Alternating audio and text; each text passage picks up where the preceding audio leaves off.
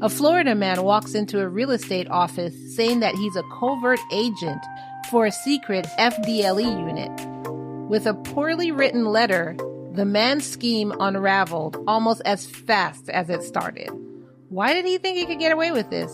And how did it all come crashing down? Stay tuned as I tell you about the bizarre case of the man who tried, and failed, to fake his way into Florida real estate. Welcome, lambs. Welcome to Love and Murder, Heartbreak to Homicide, your Florida Man Friday edition. My name is Kai, and I'm your host.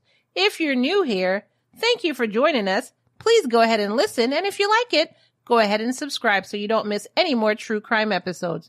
If you're a returning lamb, thank you so much for your continued support. Also, I want to remind you that this is a quick rant because I am on vacation. Quick rant cases could be anywhere from 5 minutes on up. Now that I got that reminder out of the way, let's go ahead and get back to your Florida Man Friday. On November 13th, 2024, a local Florida real estate agency reported suspicious activity to the Florida Department of Law Enforcement. A 64-year-old William Dennis Milstead of Port St. Lucie, Florida, wanted to lease a residential property, but when it came to getting a criminal and credit background check, he had presented a letter supposedly written by a, quote, assistant captain of the FDLE's, quote, off-grid command unit. Basically, a unit that doesn't even exist. Nobody's ever heard of the off-grid command unit. And it's called the off-grid command unit. Really on the nose. The letter, filed with grammatical errors and spelling errors, stated that conducting a background check on William could jeopardize his safety due to his covert status. Really, sir? Really? I mean, there's CIA and everything, right? If they go out undercover, they let background checks and everything be run on them on their cover name. That's set up for them. But you're so off the grid that y'all don't even make covers. The letter read in part, quote, "We ask that you make an exception to limit the background credit check on William Dennis Milstead due to his security needed to protect our agent's safety, our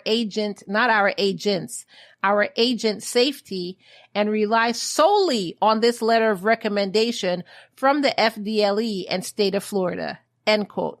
My thing is, first of all, are you kidding me? Like, this is hilarious.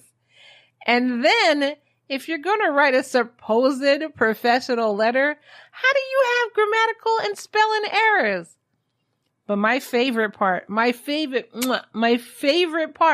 is when it said, rely solely on this letter of recommendation. Really?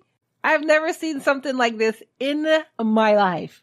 Even if the president of the United States goes out, he doesn't go out with a letter saying, rely solely on this letter of recommendation from somebody you don't know. And wow.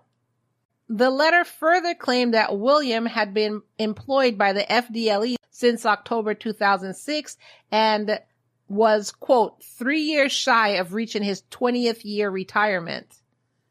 Okay, and, quote, credit and background checks are easily obtained in the criminal world and could have negative consequences for the names listed or associated in these checks. So the following investigation found these claims were false. Shocker. And William's criminal record actually revealed a history of fraudulent activities, including 13 prior felony arrests. Notably, he had been charged with impersonating a police officer in 2002 and 2016. So he did it before this and got away with it. And I guess he thought he could get away with it again. But also my question is, how was he not in jail? William was taken into custody by FDLE agents and the Florida Highway Patrol. He was charged with falsely impersonating a police officer, making a false statement to obtain property, and using a two-way communication device to commit a felony. Really? That's a thing? What if you used a one-way communication device? I don't know how that would work. But seriously, what if you used a one-way communication device to commit a felony? Is there a law for that one? Following his arrest, William was booked in the St. Lucie County Jail, and on November 15th, he was released after posting an $11,000 bond. Lambs. He was released after 13 prior felony arrests. Wow. The case is being handled by the FDLE's Orlando office with assistance from the Florida Highway Patrol. Authorities confirmed that Williams' actions were a deliberate attempt to manipulate the real estate agency and avoid revealing his criminal history. I mean, you think? I could have told you that.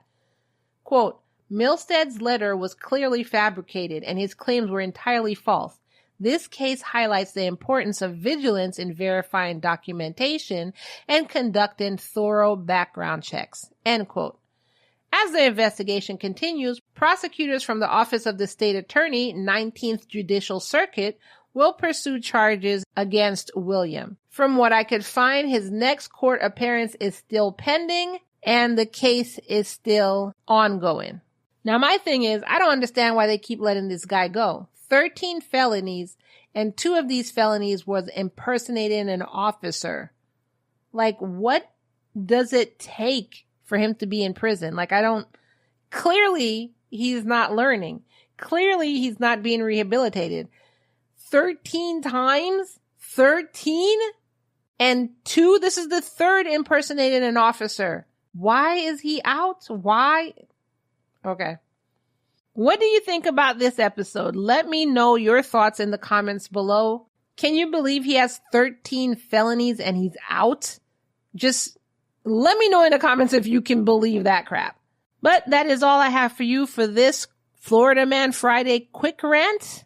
Thank you for listening. Thank you for being a lamb. Be sure to subscribe and I will see you in the next episode. Bye.